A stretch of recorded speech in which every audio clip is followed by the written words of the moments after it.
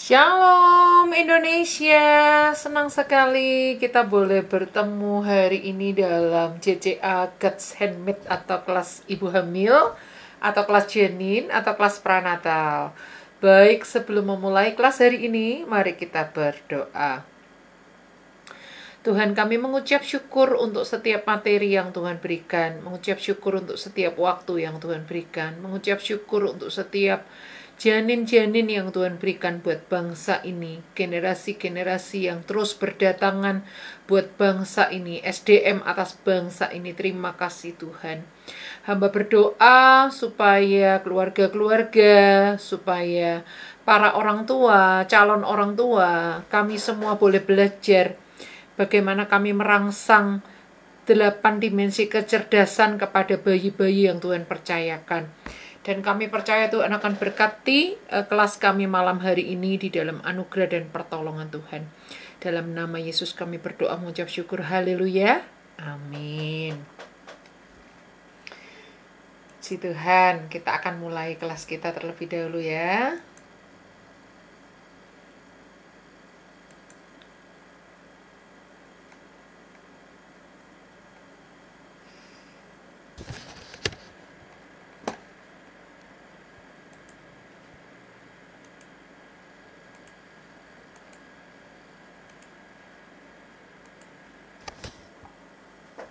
Selamat datang di kelas Janin God's Handmade.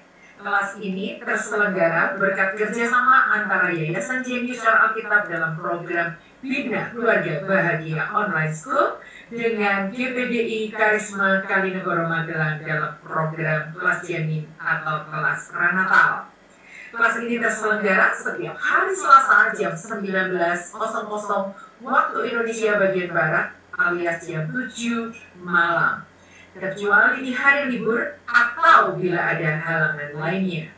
Kelas God's Handmade ini adalah kelas gratis yang diperuntukkan bagi Anda, ayah bunda yang memiliki janin, kakek nenek yang anak atau menantunya sedang memiliki janin, pembina rumah singgah yang menampung ibu-ibu hamil, atau pasangan calon suami istri yang sedang mempersiapkan diri memasuki pernikahan kudus. Anda dapat mengikuti kelas God's Handmade ini melalui platform Zoom. Tersedia link Zoom tetap yang dapat diakses di keterangan video ini. Platform live streaming YouTube di channel Jenius Cara Alkitab. Platform live streaming Facebook di akun Grace 9. Platform Instagram di akun Grace_9. Dan platform TikTok di akun Grace_9. Ikuti grup WhatsApp God's Handmade dengan klik tautan yang tertera pada keterangan video berikut ini untuk bergabung secara otomatis. Bila Anda atau lembaga Anda menginginkan sertifikasi, dapat melihat keterangannya yang dapat Anda klik pada keterangan video ini. Selamat mempelajari 40 judul dalam kelas God's Handmade ini, dan e-book dapat Anda beli di Google Playbook. Tuhan Yesus memberkati.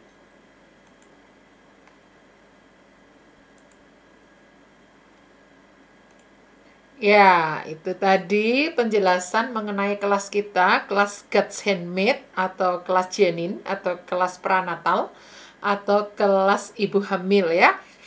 Sebenarnya kurang tepat ya kalau dibilang kelas Ibu Hamil karena bapak-bapak juga harus ikut ini ya, calon-calon ayah juga harus ikut dalam kelas ini supaya apa yang dipelajari istrinya, suaminya juga tahu, suami sebagai kepala keluarga bisa mengarahkan keluarganya dengan baik. Baik, kita akan segera belajar materi hari ini. Sebelumnya kita akan berdoa terlebih dahulu ya. Terima kasih Tuhan, terima kasih. Kami akan memulai kelas kami. Kami percaya Tuhan menyertai dan menolong kami dari awal hingga akhir dalam nama Yesus. Amin. Puji Tuhan, saya akan share screen di sini teman-teman, yaitu PowerPoint yang sudah saya siapkan. Bagaimana kita bisa merangsang bayi di dalam dimensi kecerdasan, ya, di dalam dimensi kecerdasan. Ya, baik. Loh, ini kan kelas Janin, ini kan kelas ibu hamil, ini kan kelas pranatal. Kenapa kita membahas bayi? Ya, karena berdasarkan pengalaman saya yang pernah membesarkan 3 orang bayi, yaitu anak saya yang pertama, anak saya yang kedua, anak saya yang ketiga. Di situ saya melihat bahwa terkadang sebagai seorang ibu itu kita bosan dengan kegiatan kita bersama dengan anak kita, itu kita bosan karena menjemukan gitu ya, menjemukan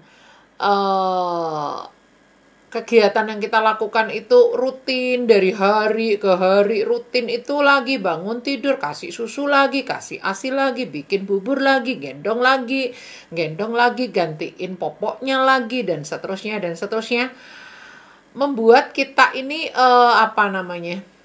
istilahnya terjebak dalam rutinitas yang membuat kita bosan. Oleh karena itu, kita akan belajar hari ini hal-hal apa yang tidak membosankan yang bisa kita lakukan bersama dengan bayi kita. Kelak kalau si janin ini lahir ya dengan bayi kita, dan materi ini juga bisa untuk papa mama yang memiliki bayi. Bagaimana kita melakukan kegiatan bersama dengan anak yang Tuhan percayakan, tetapi nggak terjebak pada kebosanan, tapi di waktu yang sama kita juga bisa merangsang kecerdasan anak ini dalam 8 dimensi kecerdasan. Seperti itu ya, teman-teman. Oke. Ya, seperti itu teman-teman.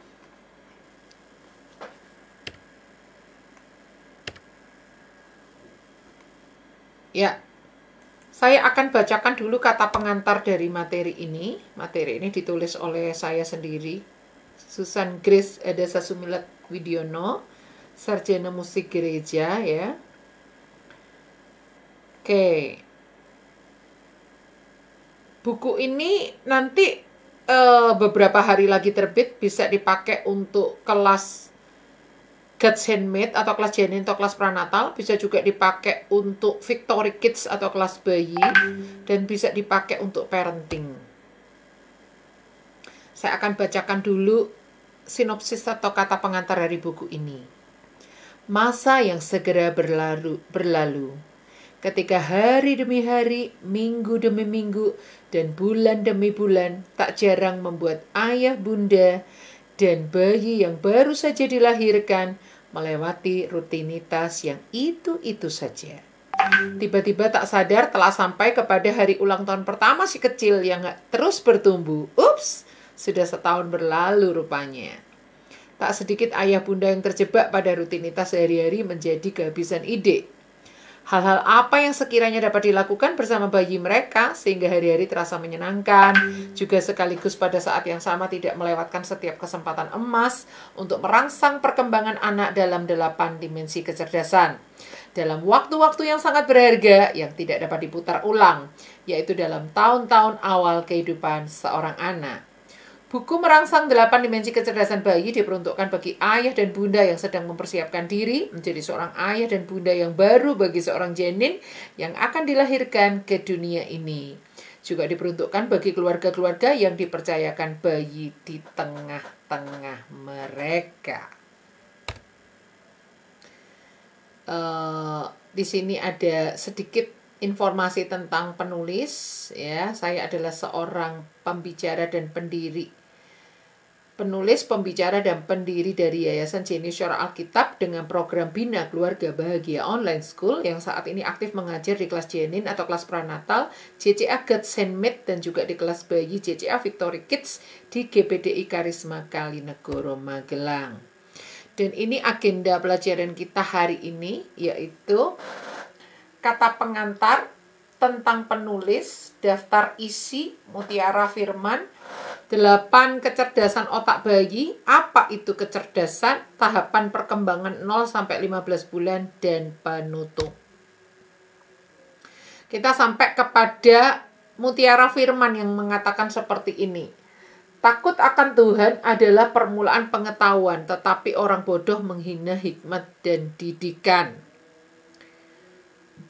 Takut akan Tuhan ialah permulaan pengetahuan, tetapi orang bodoh menghina hikmat dan didikan. Itu diambil dari Amsal 1 ayat 7 yang ditulis oleh Salomo bin Daud. Yang berisi takut akan Tuhan itu pondasi loh ya dari semua dimensi kecerdasan. Semua dimensi kecerdasan itu pondasinya adalah takut akan Tuhan. Nah, ada para peneliti yang menyimpulkan tentang bayi itu ternyata memiliki 8 kecerdasan otak ya. Yang pertama ya, ulasannya seperti ini. Meskipun tampak mungil dan tidak berdaya, tapi penelitian menunjukkan bahwa bayi memiliki kecerdasannya sendiri. Berikut adalah 9 macam kecerdasan yang dimiliki bayi sejak mereka lahir. Ya, yang pertama, bayi itu tahu siapa bosnya. Ya, lebih kurang sejak usia 10 bulan, bayi itu sudah bisa mengenali hierarki sosial dan mampu memahami siapa loh yang paling berkuasa ya. Apakah mamahnya lebih berkuasa daripada papa? Apakah papa lebih berkuasa dari mama? Apakah kakek nenek lebih berkuasa dari papa mama? Itu dia bisa tahu ya. Yang menarik adalah para bayi ini sudah mengetahui konsep tersebut bahkan sebelum mereka belum bisa bicara, belum bisa mengerti bahasa, belum bisa menguasai bahasa. Mereka sudah bisa mengenali kehendak orang-orang di sekitarnya. Siapa yang paling berkuasa di rumah itu mereka tahu siapa bosnya. Kemudian yang kedua adalah sebelum mereka bisa mengucapkan kata mama, itu bayi itu sudah bisa membaca emosi anjing peliharaan. Ya. Jadi emosi adalah hal pertama yang bayi pelajari dari lingkungannya. Itu menurut ahli bernama Ross Form, yaitu seorang profesor psikologi dari Brigham Young University di Utah. Ya. Jadi bahkan sebelum bayi itu belum bisa bilang mama gitu ya, dia sudah bisa mampu membaca emosi seekor anjing. Apakah anjing itu senang, apakah anjing itu sedih, apakah anjing itu takut, apakah anjing itu galak, itu dia bisa tahu ya. Berikutnya kita lihat meskipun mereka belum bisa bicara, bayi sudah bisa mengetahui apakah orang tuanya sedang gembira atau sedang sedih berdasarkan intonasi suara yang didengarnya. Jadi dia belum bisa berkomentar, tapi sebenarnya dia tahu kalau orang tuanya lagi sedih, orang tuanya lagi panik, orang tuanya lagi marah, itu dia tahu semua. Dan kemampuan itu sudah bisa mereka miliki dari usia 5 bulan. Dan yang serunya adalah bayi itu terlahir untuk menari ya. Bayi memang menyukai musik. Lebih dari itu mereka mampu menyesuaikan gerakan tubuhnya dengan musik yang mereka dengar. Jadi jangan heran kalau ada suara musik, bayi itu secara otomatis dia berdendang gitu ya. Dia ngedance gitu ya. Bergoyang gitu ya. Menari sesuai irama ya.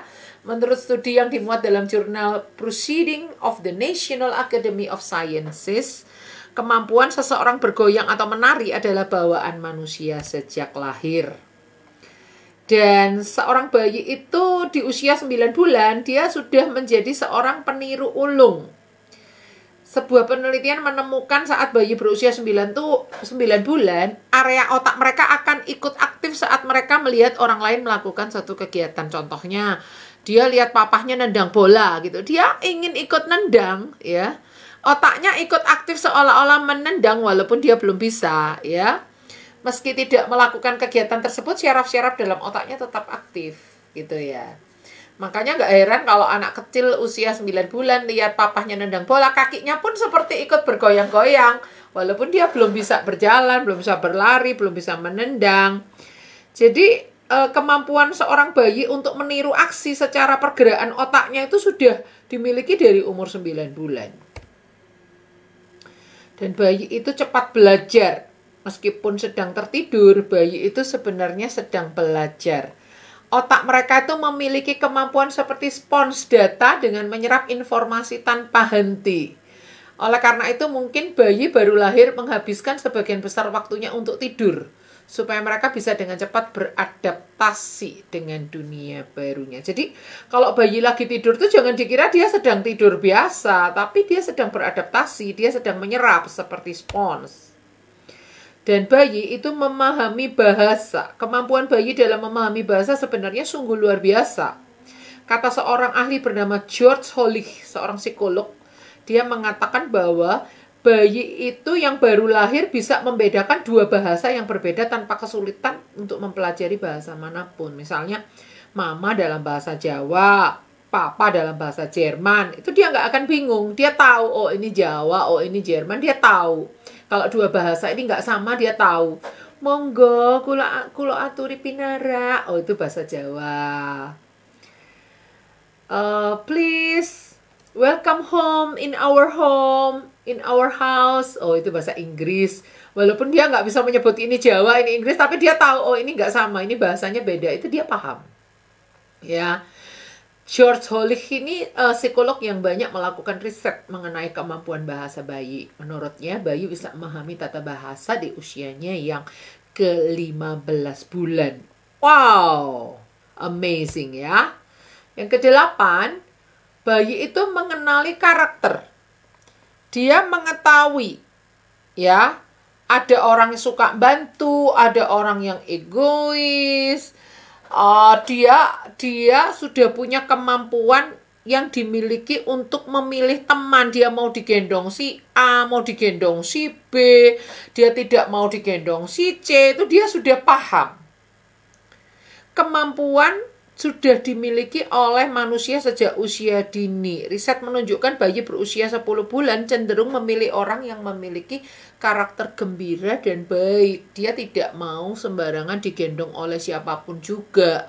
Kalau dia melihat orang itu punya gelagat mencurigakan, orang itu jahat, pasti dia rewel. Tapi kalau dia lihat orang itu baik, orang itu penyayang, orang itu penggembira, ya kayak saya itu contohnya ya. Itu bayi mau digendong ya, pawang bayi ya. Saya dan suami saya itu sama, pawang bayi. Kalau ketemu bayi kita gendong biasanya mau, bahkan tertidur di gendongan kita ya.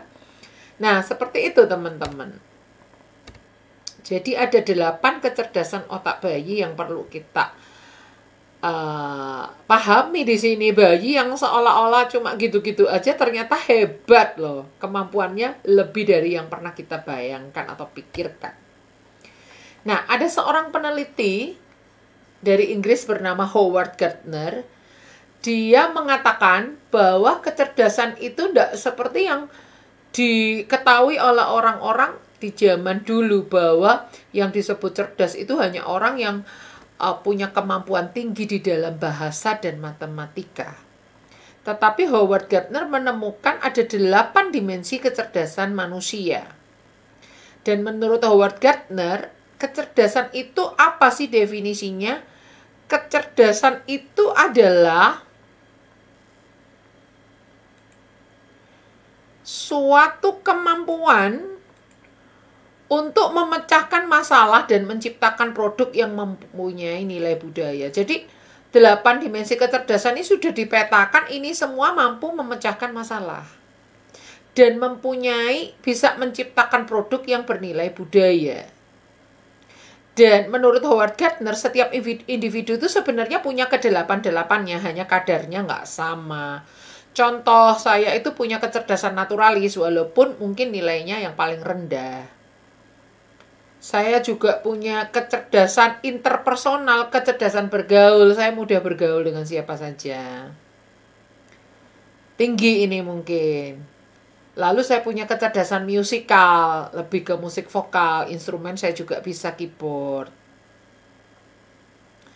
Lalu kecerdasan kinestetik jasmani saya nilainya rendah, saya nggak begitu suka olahraga. Tapi setidaknya kalau tarian sederhana saya bisa, karena saya seorang leader freestyle dance juga di gereja. Terus visual spasial itu paling rendah. Saya nggak bisa gambar, saya nggak bisa desain dan sebagainya. Logis matematik ya lumayan lah, nggak terlalu pandai matematik. Saya orang sos, tapi setidaknya kalau matematika sederhana saya paham lah, nggak yang terlalu parah gitu.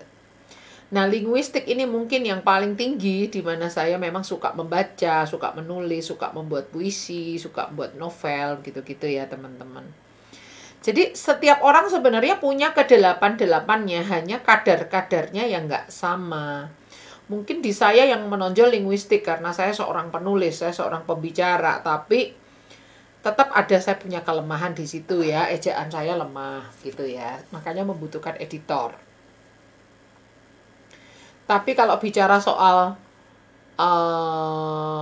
spasial, nah ini saya paling parah, saya nggak bisa mendesain dan lain sebagainya, gitu ya. Nah, kecerdasan menurut Howard Gardner ini ada 8 dimensinya yang bisa kita lakukan rangsangan kepada bayi-bayi kita. Nah, ibu-ibu hamil bisa mempelajari ini, sometimes bayinya lahir, dia tidak akan bosan karena ada 8 area ini yang bisa dikembangkan setiap hari bersama si bayi, gitu ya. Nah, bagi keluarga-keluarga yang memiliki bayi, belajar materi ini sangat bagus sehingga kita nggak terjebak pada kebosanan dengan bayi-bayi kita. Melainkan kita bisa meluangkan waktu dengan baik dan selalu exciting, selalu bersemangat untuk berkegiatan bersama dengan baby kita di saat yang bersamaan merangsang multiple intelligences-nya. Ya. Baik. Kecerdasan apa saja itu? Linguistik itu berbahasa, matematis logis itu logika matematika, spasial itu adalah kecerdasan visual spasial ya, kecerdasan ya semacam seperti menggambar, merancang, mendesain begitu-gitu ya. Lalu yang kinestetik ini yang olahraga, senam gitu-gitu ya, yang olah fisik ya. Musical ini jelas musik, interpersonal ini kecerdasan bergaul, kecerdasan untuk memahami orang lain. Intrapersonal atau disebut self smart adalah kecerdasan untuk mengenali diri sendiri. Kecerdasan naturalis adalah kecerdasan alam, menyukai tanaman atau binatang. Seperti itu ya. Kita akan bahas satu-satu. Kecerdasan matematis logis adalah kemampuan mengolah data dan menggunakan logika atau akal sehat dengan baik. Jadi orang yang memiliki kecerdasan matematis logis itu dia sangat logis. Otak kirinya sangat bekerja banget. Segala sesuatu dipikirkan secara logika gitu ya. Nah, profesinya kelak kalau anak-anak kita punya kecerdasan matematika logis atau kecerdasan logika, kelak dia bisa menjadi pengolah data, ahli matematika, ahli statistik, peneliti, ahli logika, programmer, dan sebagainya. Bagaimana cara merangsang? Ini khusus untuk bayi-bayi ya.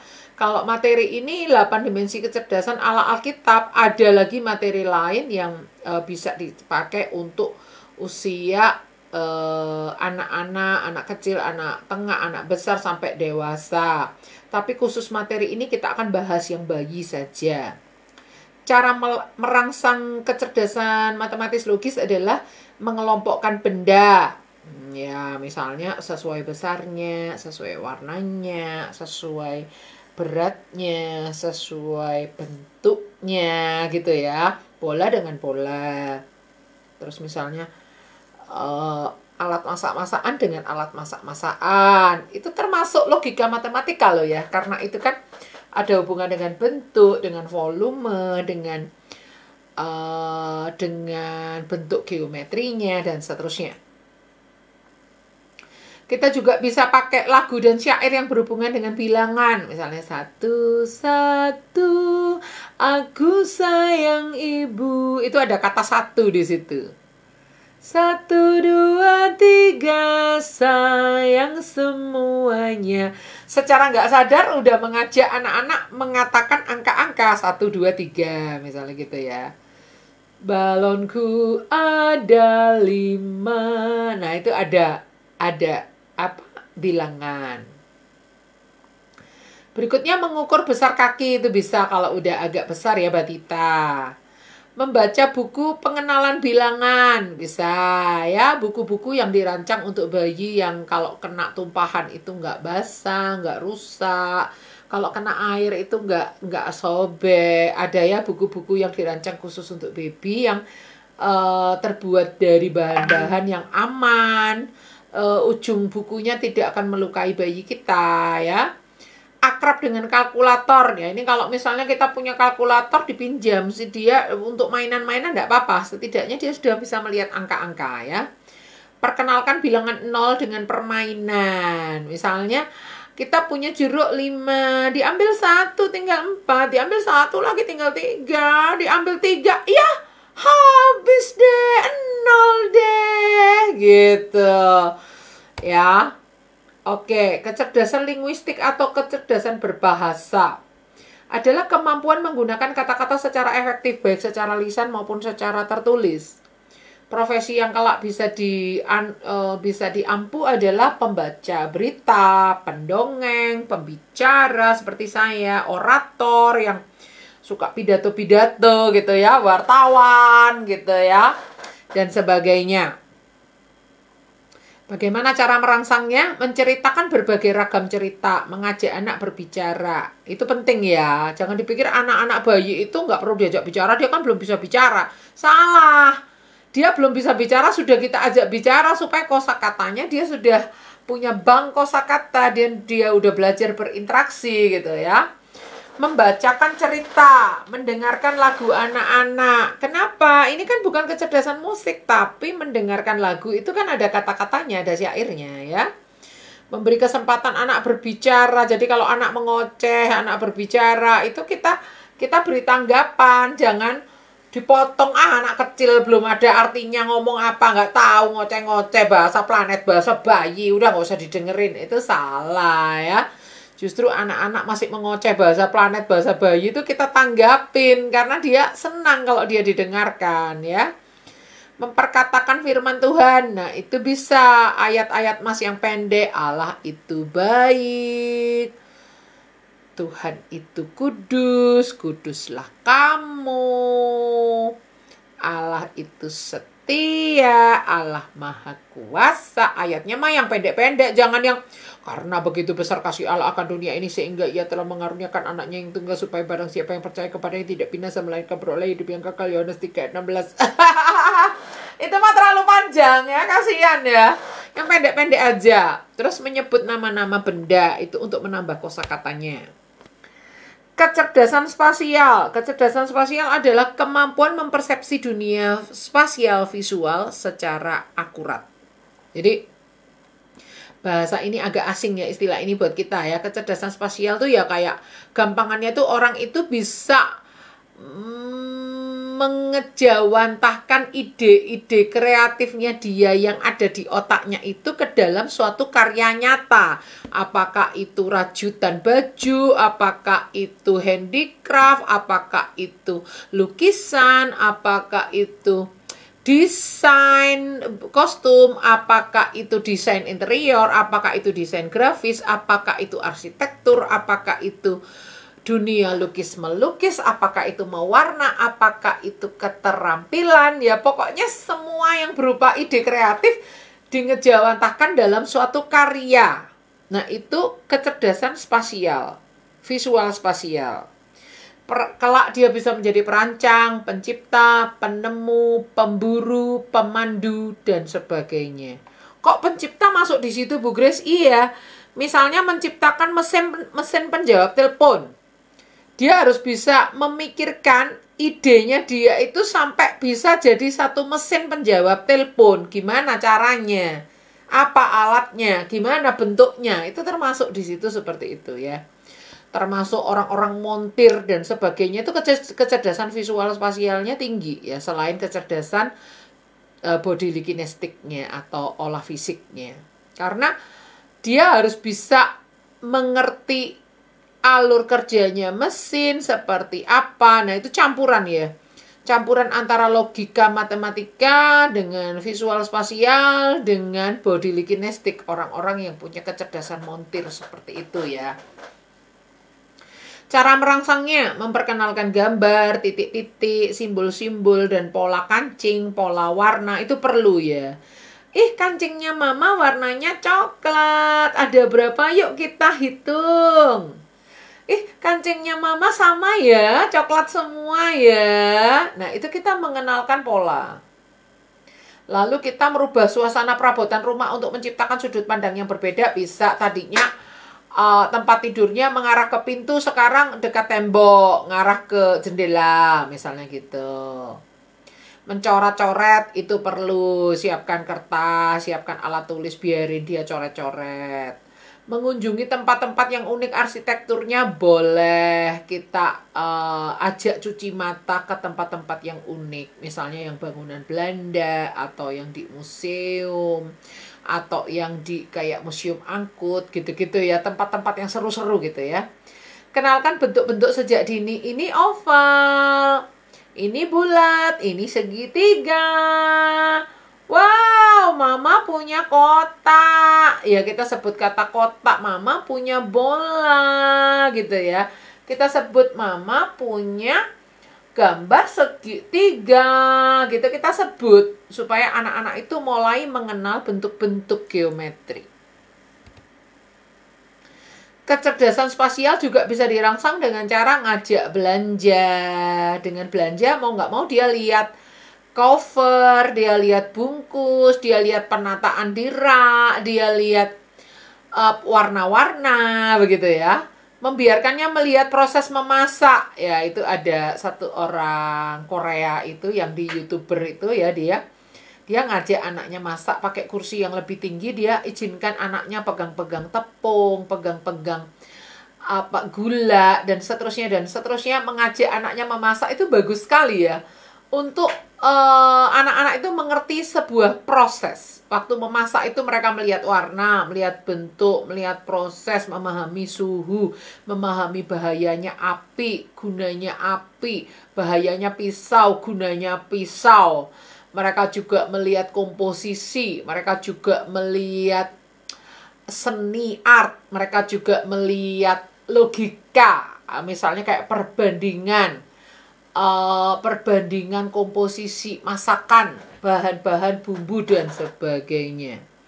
Mengajak menata meja makan, mengajak menata rak sepatu, menghadirkan poster dan gambar-gambar, bermain kamera, foto-fotoan, mengenalkan warna, bermain warna, bermain dengan origami, bermain cermin dan lain-lain ya.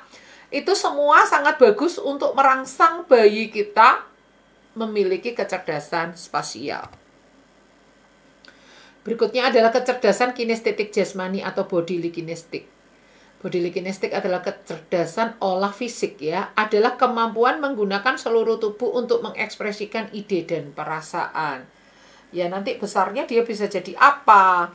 Bisa jadi penari, bisa jadi pengukir, bisa jadi ahli bedah, bisa jadi penata, ya kayak penata gaya, penata foto, koreografer gitu-gitu ya. Bisa jadi atlet, bisa jadi mekanik, ini yang tadi saya bilang ya. Bisa menjadi aktor dan sebagainya. Cara merangsangnya, kita ajak berenang, menari mengikuti irama musik, kita ajak bermain bola, kita ajak senam bayi gitu ya.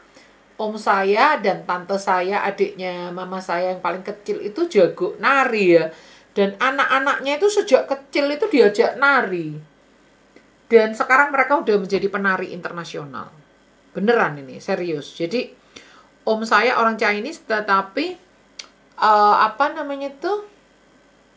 dia ahli wayang orang, nggak cuma main tapi juga bisa bikin naskah, juga bisa perdalangan, juga bisa membuat hiasan dari janur dan lain sebagainya, multi talent, main musik juga bisa ya. Nah, dia prinsipnya gini, segala sesuatu yang terlihat mata itu sebenarnya bisa dipelajari. Jadi nggak ada kata nggak bisa gitu ya.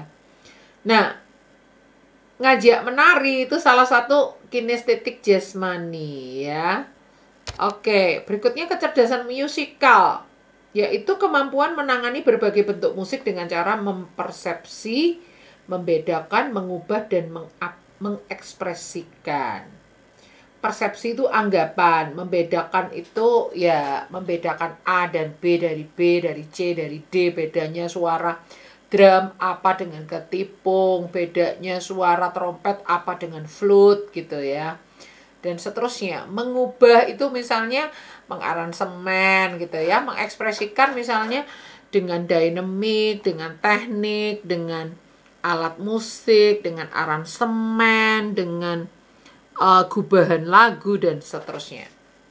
Profesinya kelak bisa jadi penikmat musik, kritikus musik, komposer, komponis, penyanyi, guru musik, dan lain sebagainya, pembuat jingle iklan, dan lain sebagainya. Cara merangsangnya jelas mendengarkan musik, menyanyi, bersenandung, bermain marakas, bermain alat musik mainan. Jadi kalau ada gitar-gitaran dibeli aja. Kalau ada drum-drum kecil dibeli aja ya. Kalau ada alat musik yang tradisional kayak gamelan kecil atau apa itu dibeli aja ya. Suling-suling mainan tuh dibeli ya. Menina-bobokkan dengan menyanyi itu penting ya. Bermain tepuk-tepuk, bermain irama di air saat mandi bisa ya. Music box yang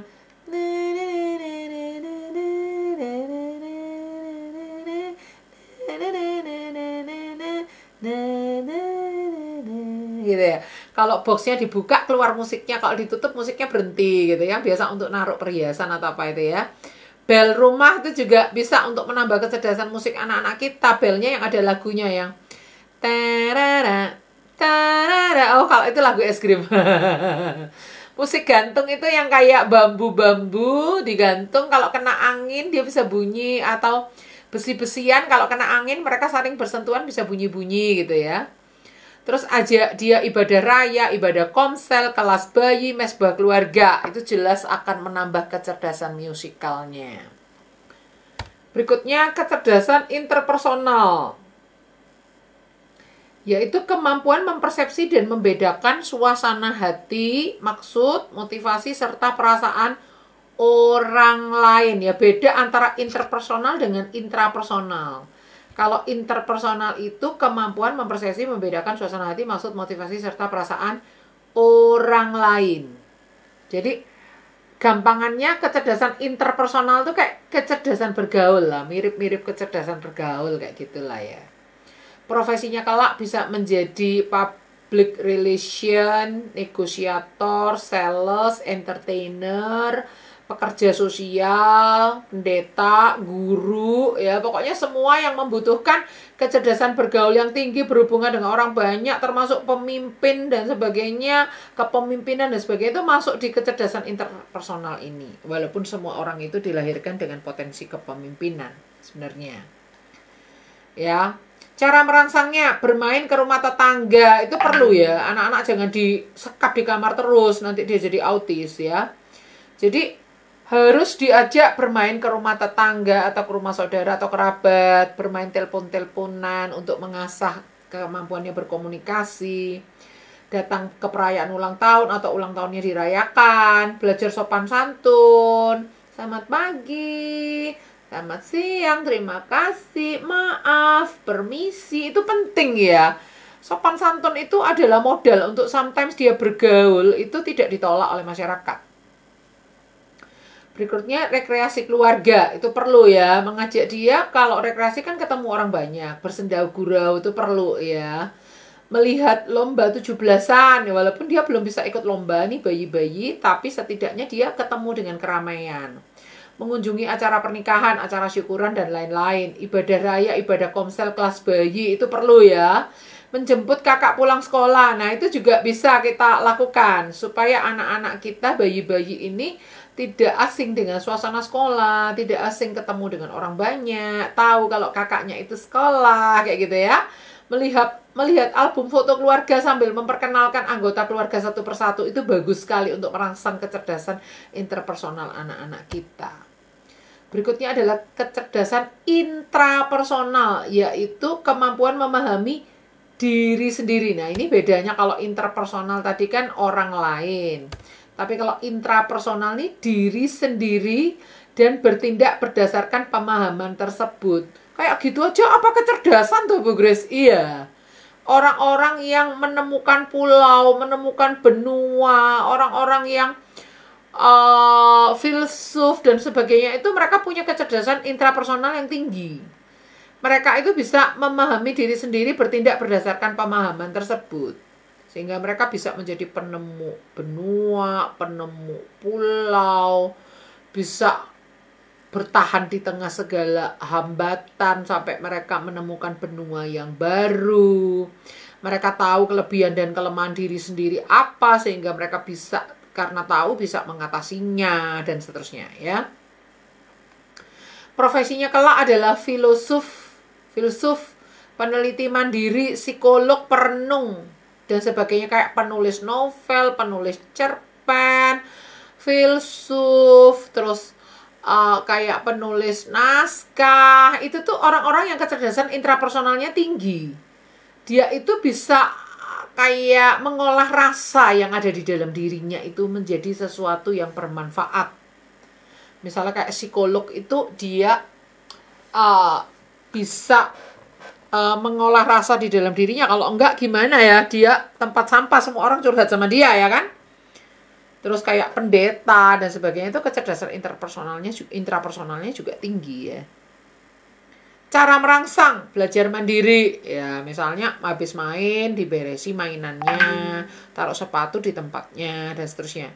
Memuji kelebihannya. Nah, kalau dia punya kelebihan, kita afirmasi, kita berikan peneguhan bahwa ini loh, kamu ini ganteng, kamu ini pinter, kamu ini diberkati Tuhan, kamu ini udah diselamatkan, kamu ini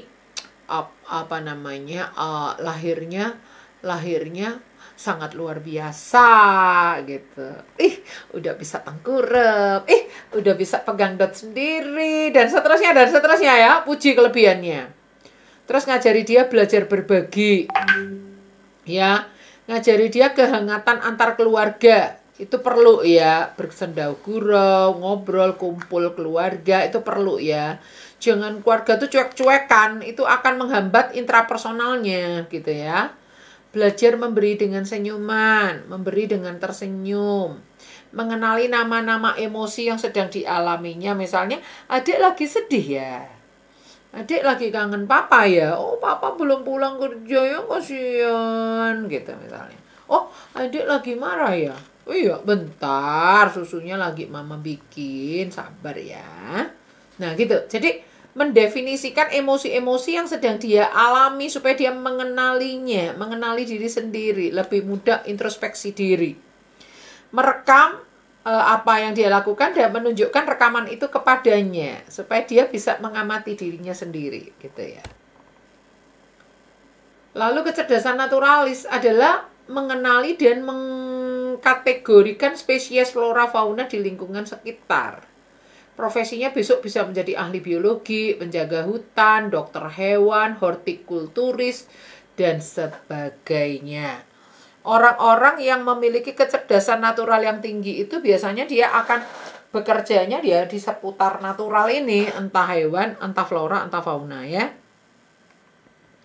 Cara merangsangnya, memelihara tanaman, menyiram tanaman, memelihara binatang kesayangan, melihat pelangi, mengajak wisata alam, menggambar binatang, menggambar tanaman, mengenal buah-buahan, pergi ke kebun binatang, kita bacakan buku-buku tentang alam, kita ajak melihat lomba kicauan burung, ya, kita ajak ke pasar bunga, ke pasar ikan, kita ajak bermain di taman, dan kita ajak game menirukan suara binatang-binatang. Nah, kita sudah membahas bagaimana cara merangsang 8 dimensi kecerdasan ini, teman-teman. Tetapi ingat, untuk kegiatan-kegiatan yang bisa kita lakukan tuh harus kita sesuaikan dengan perkembangan daripada bayi. Oleh karena itu, materi ini kita juga belajar tahapan perkembangan bayi dari umur 0 sampai 15 bulan, dari bulan ke bulan, yang deskripsikan oleh Dr. Frances William dalam buku Baby Care, Pedoman Lengkap Perawatan Bayi, Keterampilan Tahap Demi Tahap untuk Orang Tua.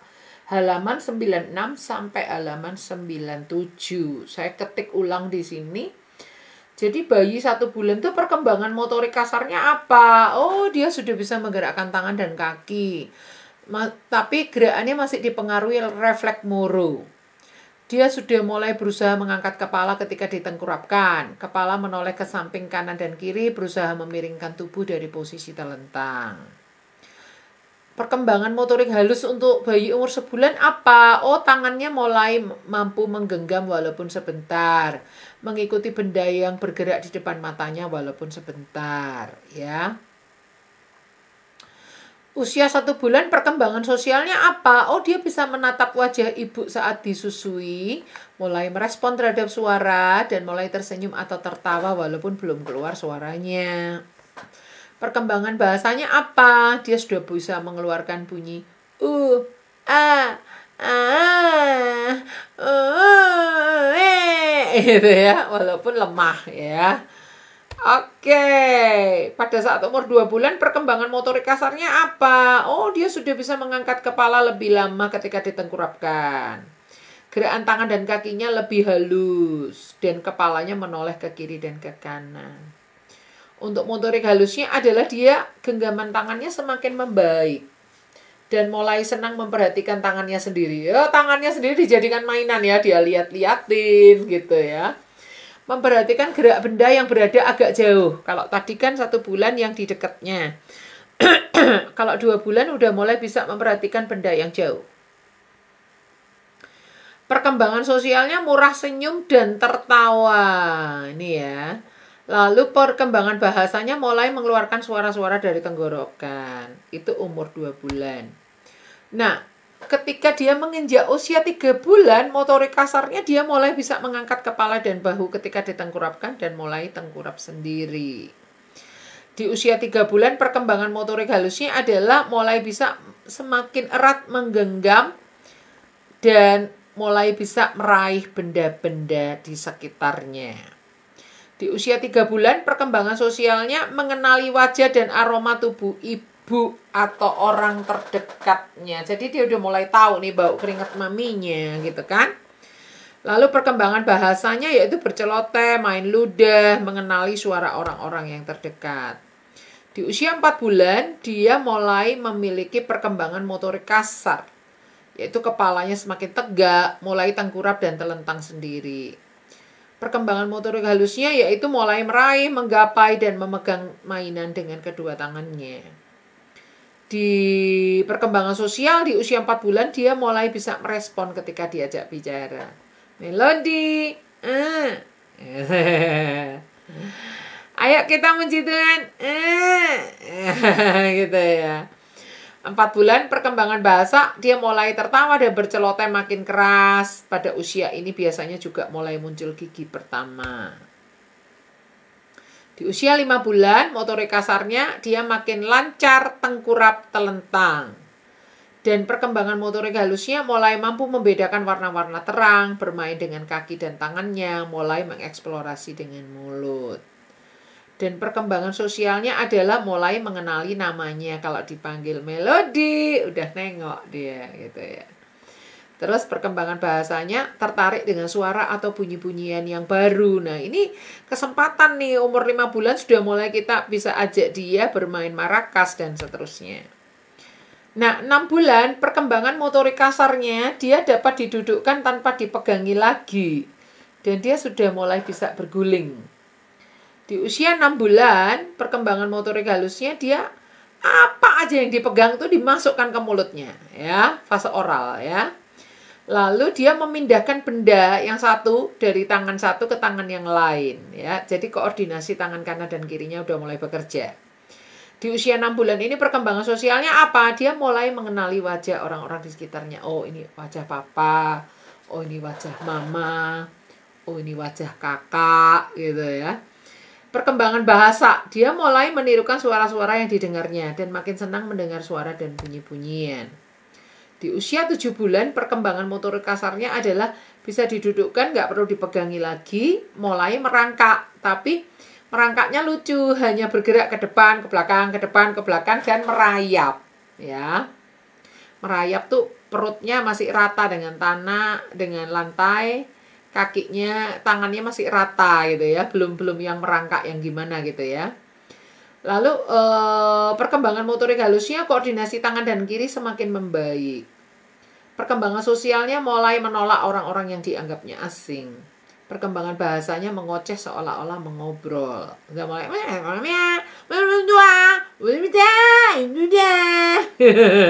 bahasa planet gitu ya. Ngomong apa nggak tahu tapi seolah-olah kayak ngobrol aja gitu. Di usia 8 bulan, perkembangan motorik kasarnya adalah mulai merangkak, mulai duduk sendiri, berusaha berdiri sambil berpegangan. Perkembangan motorik halusnya, dia mulai bisa menjimpit, menunjuk ke benda tertentu, mencari benda yang disembunyikan. Jadi kalau ada benda yang kita sembunyikan, dia bisa cari loh ya. Dia bisa perhatiin di mana tadi letaknya gitu. Dan perkembangan sosialnya adalah takut berpisah dengan objek lekatnya. Misalnya objek lekatnya mamahnya, dia takut berpisah dengan mamanya. Kalau objek lekatnya papa, dia takut berpisah dengan papa. Seperti itu ya. Perkembangan bahasa, berbicara satu suku kata. Sudah mulai bisa bilang pa, ma, gitu ya. Walaupun belum bisa bilang papa, mama, tapi setidaknya satu suku kata ya. Di usia 9 bulan, perkembangan motorik kasarnya, dia mulai bisa berpegangan dan mencoba menjelajah. Dia mulai pegangan tembok, pegangan meja, pegangan kursi, apa aja yang bisa dipegang untuk menolong dia bisa berjalan. Kayak gitu ya. Perkembangan motorik halusnya adalah mampu minum dari gelas bermoncong dan makan dengan tangan. Dia udah bisa mulai makan dengan tangan, memukul-mukul benda atau mainan yang dia pegang. Dan perkembangan sosialnya adalah bermain ciluk ba, mengikuti permainan sederhana. Misalnya, po ami ami belalang kupu-kupu. Siang makan nasi, kalau malam minum cucu. Gitu ya, dadah, kiss bye. Udah mulai bisa. Perkembangan sosialnya udah mulai bisa diajak permainan yang simpel-simpel sederhana ya. Perkembangan bahasanya makin ramai, mulai ngoceh, mulai menggabungkan dua suku kata, mama, papa, papa, gitu ya, udah mulai bisa mengucapkan dua suku kata. Di usia 10 bulan, perkembangan motorik kasarnya adalah mulai mahir merangkak, makin terampil berdiri. Perkembangan motorik halusnya adalah melambaikan tangan, dadah, udah bisa ya. Makin terampil menjimpit. Ya. Lalu perkembangan sosialnya di usia 10 bulan adalah mulai memberi tanda untuk menunjukkan kemauannya. Tunjuk, maksudnya minta ke sana gitu ya. Mau pindah ke sana lagi gitu ya. Nunjuk-nunjuk itu ya, memberi tanda gitu. Lalu perkembangan bahasanya mulai memanggil ibu dan ayah sesuai sebutannya. Apakah papa, mama, ayah, bunda, atau apa gitu ya. Sudah mulai bisa memanggil dengan dua suku kata.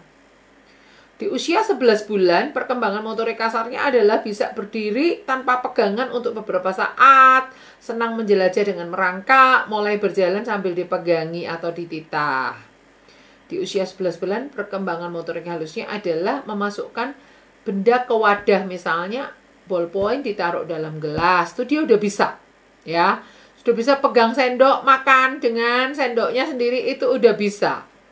Lalu di usia 11 bulan perkembangan sosialnya adalah mulai mengerti larangan dan berita-berita sederhana dan bermain kiss bye, udah bisa kiss bye, cantiknya mana, gantengnya mana, itu udah bisa ya, perintah-perintah sederhana gitu ya, lucu ya. Terus perkembangan bahasanya adalah dia bisa memanggil sebutan untuk ibu dan ayahnya dan mulai bisa menirukan irama. Mama, mama, mama. Papa, papa, papa. Gitu ya, udah mulai bisa menirukan irama ya. Tek tung, tek tung, tek tung, tek tung. Gitu-gitu ya. Oke, umur 5 perkembangannya setelah berumur 12 bulan atau tepat 1 tahun. Ya, berjalan beberapa langkah atau lancar berjalan dengan berpegangan dan mulai menjelajah ya. Lalu perkembangan motorik halusnya terampil memindahkan benda dari dan ke dalam wadah. Terus di usia 12 bulan perkembangan sosialnya adalah mengikuti apa yang dilakukan orang lain. Mulai tiru-tiru, ikut-ikutan ya, bermain dengan satu anak atau orang lain, sudah mulai bisa punya teman. Perkembangan bahasanya adalah mengucapkan kata-kata selain yang biasa dia ucapkan. Kosakatanya udah semakin banyak. Nah, untuk 13 sampai 15 bulan dijadikan satu. Perkembangan motorik kasarnya adalah dia sudah bisa berjalan. Motorik halusnya adalah sudah mulai bisa mencoret-coret, minum dari gelasnya sendiri ya. Nggak perlu dipegangin dot lagi gitu ya. Perkembangan sosialnya adalah berlagak membaca bila memegang buku. Udah mulai tahu berpura-pura, berlagak gitu ya. Lalu perkembangan bahasanya adalah mampu menggabungkan dua kata. Nah, kenapa kita perlu belajar teori perkembangan ini? Karena anak-anak kita tidak jauh dari ini ya. Kalau sampai jauh perkembangannya berarti ada something wrong. Selama dia perkembangannya masih di seputar area ini berarti normal. Nah, kita perlu tahu tahapan perkembangan ini supaya nanti kalau kita mau mempraktekkan cara merangsang 8 dimensi kecerdasan itu jangan kita paksakan. Dia belum bisa duduk, kita ajak membedakan, kita ajak seperti ini ya. Misalnya contohnya nih matematis logis kan mengelompokkan benda. Kalau bayi umur sebulan juga belum bisa ya. Dia kan belum bisa memindahkan benda. Nanti dia memindahkan benda umur berapa? Kita lihat lagi. Dia bisa memindahkan benda itu adalah di umur 6 bulan. Nah, pada saat umur 6 bulan ini baru bisa kita ajak mengelompokkan benda. Bola sama bola, kain sama kain. Gitu ya. Segitiga sama segitiga, bola sama bola gitu. Kuning sama kuning, merah sama merah. Itu baru bisa 6 bulan. Makanya saya nggak cuma memberi kepada kita cara rangsangannya, tetapi kita harus tahu perkembangan bayi supaya kita jangan memaksain. Kalau belum umurnya jangan dipaksa ya, kasihan nanti dia stres ya. Kita harus lakukan merangsang 8 dimensi kecerdasan itu sesuai dengan perkembangannya. Nah, yang lewat dari 15 bulan Anda bisa cari sendiri data-data seperti ini di internet banyak sekali.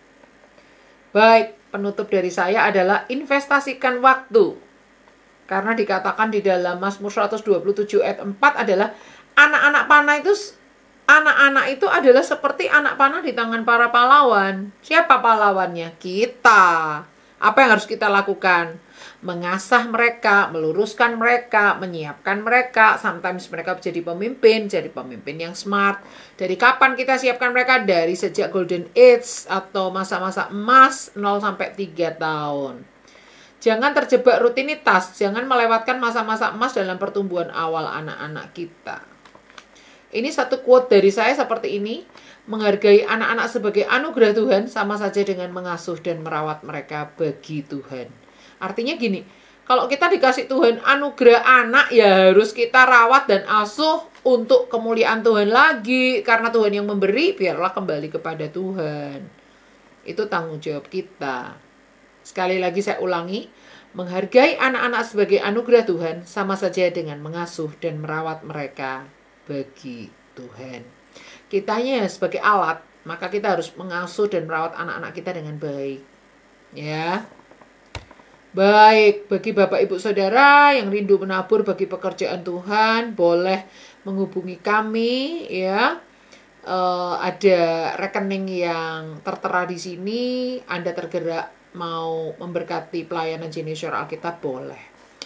Baik, seperti itu teman-teman yang bisa saya bagikan hari ini kepada kita semua. Kita akan tutup dalam doa dulu ya. Tuhan, kami mengucap syukur untuk hari ini, mengucap syukur untuk kebaikan-Mu, mengucap syukur untuk kasih setia-Mu. Ajar para orang tua untuk merangsang 8 dimensi kecerdasan pada anak-anaknya masing-masing, supaya generasi Indonesia menjadi generasi yang jenius. Dan semuanya kami kembalikan bagi hormat kemuliaan nama-Mu. Kami dedikasikan generasi ini untuk kemuliaan-Mu. Dalam nama Yesus kami mengucap syukur untuk kelas ini. Haleluya. Amin. Nah, teman-teman, PowerPoint dari materi hari ini nanti bisa Anda beli di Google Playbook dengan mengetik judulnya atau mengetik nama saya, Grace Sumilat, akan muncul di sana. Bisa dibeli secara elektronik dengan dana elektronik, uang elektronik ya. Anda bisa dengan mudah sekali mengakses, dan dengan membeli materi ini Anda boleh mengajarkannya kembali. Bagi Anda yang menginginkan sertifikasi bisa menghubungi kami di nomor kontak person yang tertera di dalam keterangan-keterangan video ini. Baik, Tuhan Yesus memberkati semuanya ya.